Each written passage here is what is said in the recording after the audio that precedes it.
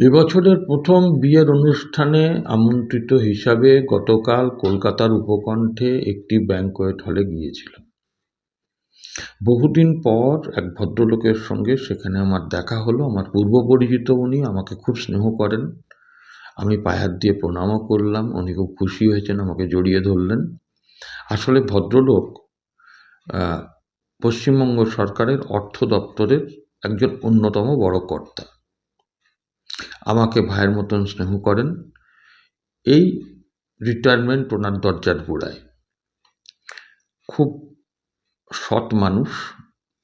তো যাই হোক, উনি আমার সঙ্গে অনেকক্ষণ কালকে কথাবার্তা বললেন। আমরা কফি খেতে খেতে যখন কথা বলছি, তখন আমি ওনাকে বললাম যে আপনারা তো এখন বিরাট চাপে আছেন। তো উনি হাসলেন। তাই বললাম, না, এই যে ডিএ নিয়ে সুপ্রিম কোর্ট রায় দিয়েছে, এবারে তো আপনাদের ডিএটা দিতে হবে। তো উনি বললেন, ডিএ কী করে দেওয়া হবে? কী করে মানে? সুপ্রিম কোর্ট তো সব বলে দিয়েছে নিয়মকানুন। বলল, আরে অনির্বাণ, যে সরকারের একটা প্রাইমারি স্কুলের চক পেন্সিল ডাস্টার কেনার পয়সা দিতে পারে না যে সরকার, সে সরকার ডিএ দেবে কি করে? যে সরকার আগে বিশ্ববিদ্যালয়গুলোকে নিয়ম মতো অনুদান দিত, সেই অনুদান বন্ধ করে দিয়েছে। এই সরকার আগে, এটা দস্তুর, যে পশ্চিমবঙ্গ অর্থ কমিশনের সুপারিশে বিভিন্ন পঞ্চায়েতগুলোকে একটা অঙ্কের টাকা দেওয়া হতো। টাকার অভাবে সেটা এখন দেওয়া বন্ধ। পুরসভাগুলো তাদের টাকা পায় না। তা এই রকম একটা প্রায় দেউলিয়া হয়ে যাওয়া সরকার, তারা এই 25% ডিএ, যেটা সুপ্রিম কোর্ট বলেছে 31শে মার্চের মধ্যে দিতে হবে, কিভাবে দেবে? 10,000 কোটি টাকা যার খরচ। তারপরে তো বাকি 75%, যেটা 15ই মের মধ্যে দিতে হবে কমপ্লায়েন্স রিপোর্টের সঙ্গে, সেটা তো বাদই আছে। এখন এইরকম একটা পরিস্থিতি। তো আমি ওনাকে জিজ্ঞাসা করছিলাম, আচ্ছা তাহলে কি হবে? সরকার যদি ডাইরেক্ট অমান্য করে, যদি এই সরকার ওই রকমই কিছু করে, তো সরকার যদি অমান্য করে, তাহলে কি কর্মচারীরা জোর করতে পারবে? তা বললো যে, দেখো, এখন এই সরকারের কাছে সময় কেনাটাই হচ্ছে বড় কাজ। মুখ্যমন্ত্রী যা বলেছেন তাতে তো একবার উনি বলেননি যে আমি দেবো, আবার এটাও বলেননি আমি দেবো না। উনি একটা কমিটি করেছেন, মুখ্য সচিবের নেতৃত্বে জানিয়েছেন। তো মুখ্য সচিবের নেতৃত্বে কমিটি কী হবে? সুপ্রিম কোর্ট পরিষ্কার করে বলে দিয়েছে যে 31শে মার্চের মধ্যে প্রথম 25% কিস্তি আর বাকি 75% দিতে হবে মে মাসের 14-15 তারিখের মধ্যে। এবং তার জন্য এই যে স্ল্যাবগুলো ঠিক করা, কিস্তিগুলো ঠিক করা, এই সূচি বানাবার জন্য, এবং টোটাল কর্মচারীরা এই টাকা পাচ্ছেন কিনা ঠিকঠাক মতন, সেইটা অবজার্ভ করার জন্য একটা 4 জনের কমিটি করে দিয়েছেন সুপ্রিম কোর্ট।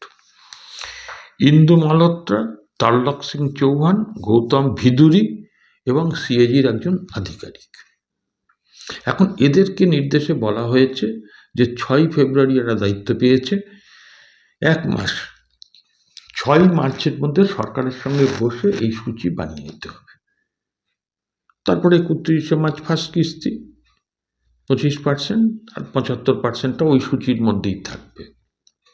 এবং রাজ্য সরকার যাতে ফুললি কোঅপারেট করে এই কমিটির সঙ্গে, সেটাও নির্দেশ দিয়েছে সুপ্রিম কোর্ট। কিন্তু ইলেকশন কমিশনকে যেমন সাহায্য করছে এই সরকার এসআইআর করার ব্যাপারে, সেই রকম সাহায্য করলে এই কমিটির সদস্যরা ওই চিফ ইলেকশন, মাফ করবেন, সুপ্রিম কোর্টের প্রধান বিচারপতির কাছে গিয়ে বলবেন, হুজুর ভিক চাই না কুকুর টাকা। তো যাই হোক, এখন আমারও এই যেদিনকে রায়টা বেরোলো, সেদিনকে আমার মধ্যে একটা কনফিউশন ছিল যে আদৌ এই রায়টা বেরোলে রাজ্য সরকার মানবে তো, নাকি আবার রিভিউ পিটিশন করবে। দেখুন, সেই দিন হাইকোর্টে দাঁড়িয়ে আমি, আমার অত্যন্ত প্রিয় মানুষ ফিরদৌস শামীম আইনজীবী, যিনি এই মামলার একজন অন্যতম আইনজীবীও ছিলেন, আমি ওনাকে জিজ্ঞাসা করেছিলাম যে যদি রিভিউ পিটিশন করে মুখ্যমন্ত্রী আবার নিজে কালো সামলা গাউন পরে আপনার ওখানে চলে যায়, আপনার পাশে দাঁড়িয়ে সওয়াল করে, তো উনি তার উত্তরে কি বললেন? মুখ্যমন্ত্রী তো আইন কানুন কিচ্ছু মানেন না, সুপ্রিম কোর্টকেও মানেন। এখন সুপ্রিম কোর্ট যে রায় দিল, এবারে মুখ্যমন্ত্রীকে আবার আমরা দেখবো না তো যে রিভিউ পিটিশন করে আপনার পাশাপাশি আপনার প্রতিপক্ষ হয়ে সুপ্রিম কোর্টে দাঁড়িয়ে এই যাতে ডিএটা না দিতে হয় তার জন্য সওয়াল করছে। দেখুন, রিভিউ এর একটা ইয়ে হচ্ছে যে প্রথমে ওটা জাজেসদের চেম্বারে ডিসাইড হয়, সেটা যখন চাইলে চেম্বারে ডিসমিস করতে দিতে পারে। যদি আদালত মনে করেন যে জাজেরা যদি মনে করেন যে না এটা আদালতে যাওয়া পর্যন্ত মানে মেরিট আছে, তবেই আদালতে আসে, না হলে ওই চেম্বারে ডিসমিসড হয়ে যায়। ফলে ওনার সেই সুযোগ হবে না। আমি তো চাই যে উনি এই পেশাতেই আসুন, কারণ উনি এই পেশার মানুষ। এখন তারপরে ওনাকে আমি জিজ্ঞাসা করলাম, আচ্ছা সাহেব কি হতে পারে, মানে এই যে দেবে না, তাহলে সুপ্রিম কোর্টের কাছে তো একটা জবাব তো দিতে হবে। তো বললো, দেখুন এই যে যারা আসবে তাদেরকে সাহায্যের কথা বলেছে, রাজ্য সরকার সাহায্য করবে না। আপনার এই যা বলা হয়েছে তাতে করে উনি বলবেন যে 2008 থেকে 2019 এই 11 বছরের প্রত্যেকটি কর্মচারীর প্রাপ্য ওটা হিসেব করতে হবে, তাদের অনেক সময় লাগবে। আমার অত কর্মচারীও নেই, আর আমার পক্ষে এই ভোটের ডঙ্কা বেজে গেছে, এখন সম্ভব না। উনি বলবেন নির্বাচন কমিশন আমাদের ডিস্টার্ব করছে, এসআইআর এর নাম করে আমাদের ডেকে নিয়ে যাচ্ছে। উনি বলবেন যে আমার সেই কর্মচারী নেই যারা এই আপনাদের সঙ্গে বসে হিসেব নিকেশগুলো করতে পারে। সুতরাং এইরকম অজুহাত কিন্তু দিয়ে যাবেন, কারণ উনি জানেন যে আমি কোনোভাবে মার্চ মাসটা পেরোতে পারলে, মানে মার্চ মাসের ওই কিস্তিটা না দিতে পারলে তারপরে তো ইলেকশন ডিক্লেয়ার হয়ে যাবে।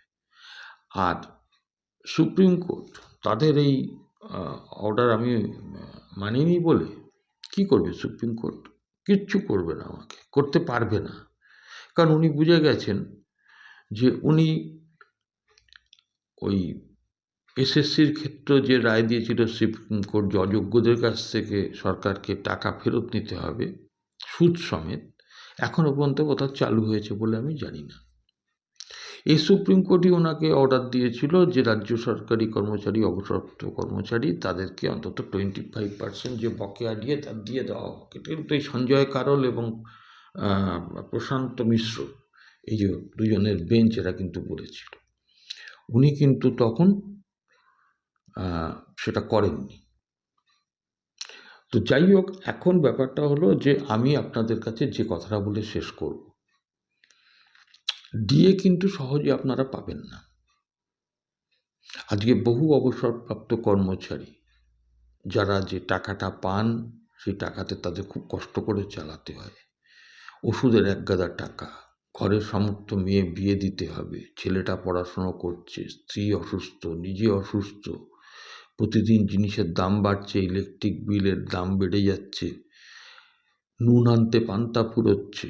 তারা তাকিয়েছিল একটুখানি ডিএ বাড়ার দিকে, সেটা তো আর বাড়ার কোনো সম্ভাবনা অন্তত আমি দেখছি না, ওনার সঙ্গে কথা বলে সব কিছু করে। কারণ আমি ফিরদৌস শামীম, যিনি আইনজীবী, ওনাকে আমি জিজ্ঞাসা করেছিলাম যে রিভিউ পিটিশন যদি করে, উনি কি বলেছিলেন আপনারা শুনেছেন। এখন প্রশ্নটা হচ্ছে যে রাজ্য সরকারি কর্মচারীদের বলছি, আপনাদের হাতে একটা অস্ত্র দিয়ে দিয়েছে বিকাশ রঞ্জন ভট্টাচার্য, ফিরদৌস শামীমরা, অর্থাৎ সুপ্রিম কোর্টের অর্ডার আপনাদের কাছে এনে দিয়েছে। এখন ভাস্কর ঘোষরা কালকে যেমন যৌথ সংগ্রামী মঞ্চের পক্ষ থেকে মুখ্যমন্ত্রীর কাছে সেই অর্ডার কপি তুলে দিতে যাচ্ছিল, তখন তাদেরকে আটকে দেওয়া হয়। আমি বলি আপনারা অনেক অত্যাচার সহ্য করেছেন, অনেক অপমান সহ্য করেছেন, ঘেউ ঘেউ করবেন না, আপনাদের শুনতে হয়েছে। আপনাদের মিছিল মিটিং করতে গেলে পারমিশন পাননি, আপনাদের নামে বিভিন্ন অন্যায়ভাবে আপনাদেরকে ডিটেলমেন্টে পাঠিয়ে দিয়েছে দূরে দূরে। আমি আপনাদেরকে বলবো, সামনে নির্বাচন, এর আগেও আমি বলেছি, রাস্তায় থেকে আন্দোলনকে আরও সুসংহত করুন, শক্তিশালী করুন, এবং সামনে নির্বাচন আসছে, আপনারা অত্যন্ত দায়িত্বশীলভাবে সরকারি যে প্রকল্পগুলো চলে, এই লক্ষ্মীর ভাণ্ডার, অমুকশ্রী তমুকশ্রী, এগুলো আপনারা ছাড়া চলবে না। করুন ধর্মঘট, করুন পেন ডাউন দিনের পর দিন। সরকারের যদি মাথা বলে কিছু থাকে, লজ্জা শরম বলে কিছু থাকে, তাহলে আপনাদের পায়ে ধরে আপনাদের দাবিগুলো মানছি গো বলবে। অন্যথায় এই সরকার বুঝে গেছে যে এখান থেকে শক্ত কোনো প্রতিঘাত আসবে না, সুতরাং দিলাম না দিলাম আলাদা কথা। এবং ভোটের সময় এই আপনারাই থাকবেন polling officer, polling personal, first থেকে শুরু করে একদম ভোট অবধি। আপনারা কিন্তু জাল ভোটটার দিকে এবারে সতর্ক থাকবেন, প্রক্সি ভোটের দিকে আপনাদের সতর্ক থাকতে হবে। প্রথমত হচ্ছে পেন ডাউন, ধর্মঘট, সরকারি প্রকল্পগুলো বন্ধ হয়ে যাবে। তারপরে হচ্ছে আপনার সতর্ক থাকতে হবে বুথে বুথে, যেখানে যেখানে আপনাদের ডিউটি পড়বে সেই দাঁড়াটাকে টান টান করে আপনাদের ডিউটি করতে হবে। স্যার, আপনাদের দিকে আমরা সাধারণ মানুষ তাকিয়ে আছি। দিয়ে যখন দেবেই না, তখন এদের সঙ্গে কোনো রকম বিরাট কিছু আশা করে লাভ হবে না। তাই আপনারা কি বলেন, আপনাদের মতামতের অপেক্ষায় রইলাম। ভিডিওটা ভালো লাগলে একটু শেয়ার করবেন, চ্যানেলটা ভালো লাগলে একটু সাবস্ক্রাইব করে পাশে থাকবেন। আজকে এটুকুই, আবার দেখা হবে পরবর্তী এপিসোডে। নমস্কার।